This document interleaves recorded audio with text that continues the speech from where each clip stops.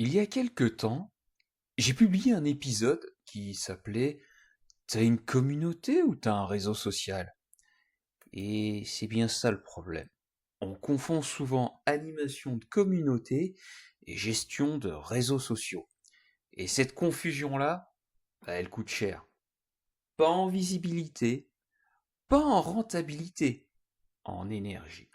Salut à toi, c'est Tonton Pascal. Et aujourd'hui, j'aimerais vraiment qu'on fasse la différence entre une communauté et un réseau social.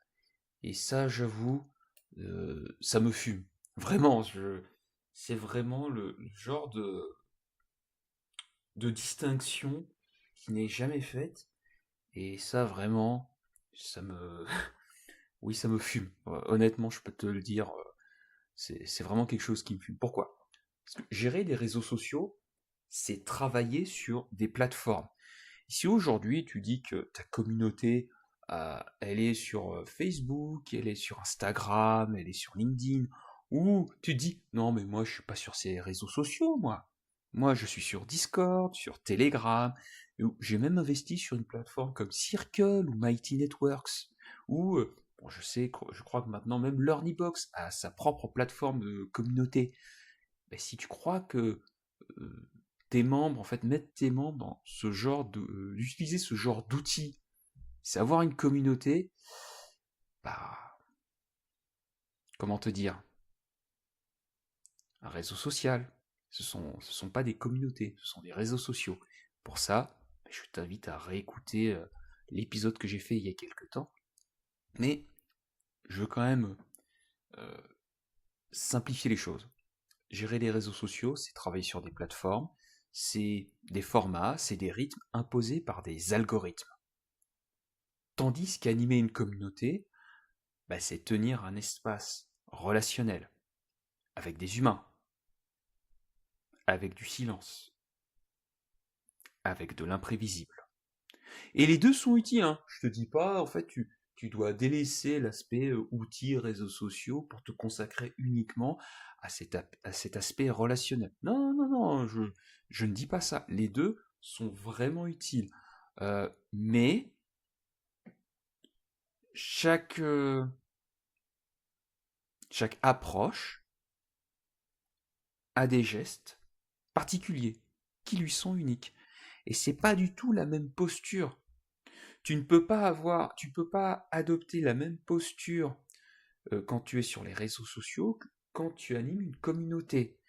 Et c'est vrai, en fait, c'est souvent ça le problème, c'est que ce que tu fais, c'est que tu adoptes la posture réseau social pour animer ta communauté.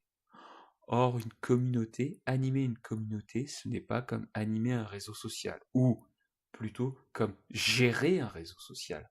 Tu vois bien la différence entre animer et gérer. Et quand tu mélanges les deux, en fait, ça crée une pression. En fait, ça fait une espèce de pression. Tu dis, putain, en fait, tu n'es plus dans de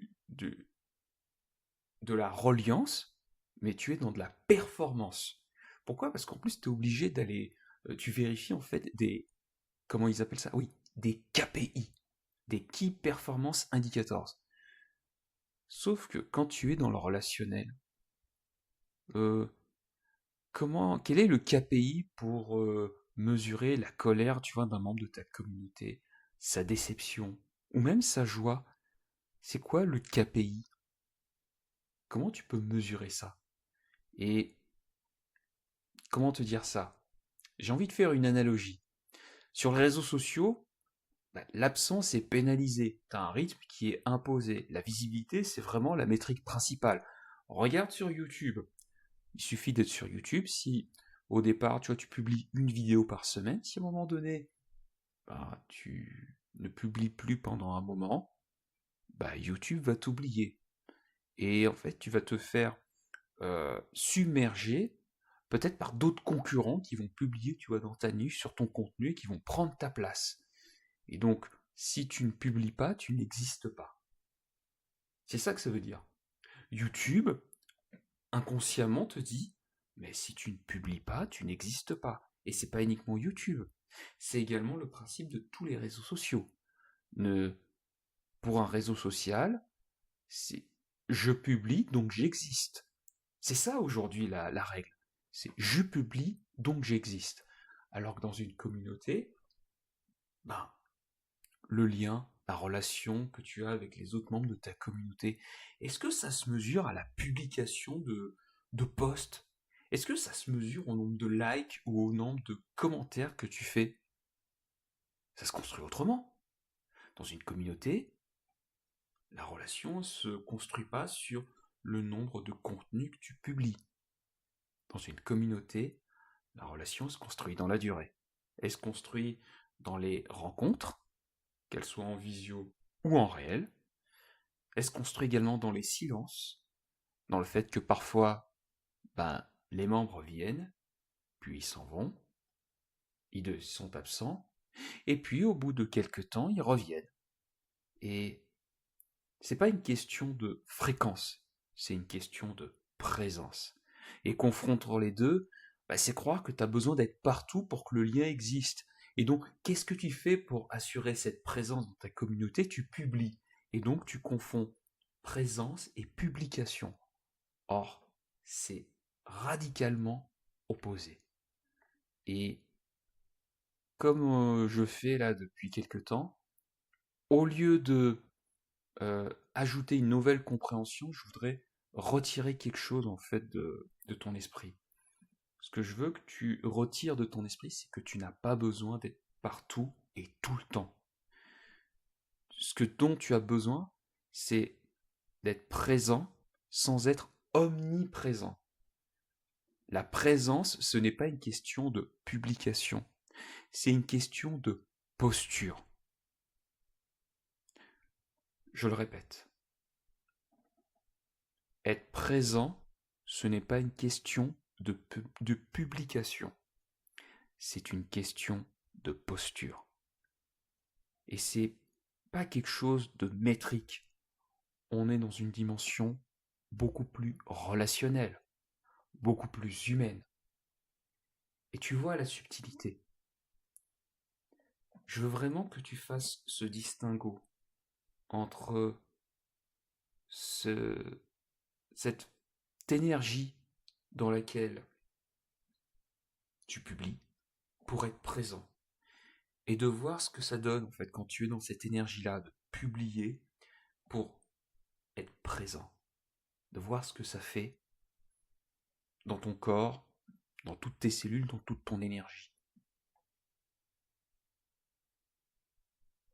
Et maintenant, ce que je veux que tu fasses, c'est d'adopter une nouvelle posture qui n'est plus je publie donc je suis, mais je me connecte à ma présence et donc je suis présent pour les membres de ma communauté. Qu'est-ce que ça fait maintenant d'entrer dans cette nouvelle dimension que tu n'avais peut-être pas soupçonnée jusqu'à présent, mais qui te permet de voir ton rôle dans la communauté différemment. Qu'est-ce que tu vois différemment maintenant? Tu t'aperçois que quand tu es beaucoup plus présent à toi-même, déjà tu es beaucoup plus calme, tu es beaucoup plus apaisé. Et que tu vois de nouvelles choses que tu ne pouvais pas forcément apercevoir quand tu étais dans cette pression de devoir publier. Et c'est vraiment cette posture, cette nouvelle posture, je veux que tu essayes que tu essayes tout simplement. Les deux rôles sont utiles. C'est-à-dire, à un moment ou un autre, tu as besoin de publier. Mais tu ne dois pas oublier que pour animer une communauté, c'est pas une question de publication, c'est une question de présence. Et cette différence, tant qu'elle n'est pas claire, elle te mènera toujours à l'épuisement. Présence. Concentre-toi d'abord sur la présence et ensuite vois si c'est pertinent de publier. En tout cas, quand il s'agit de ta communauté. Voilà, j'espère que cet épisode t'a plu. Abonne-toi pour recevoir les nouveaux épisodes voilà, de communauté engagée.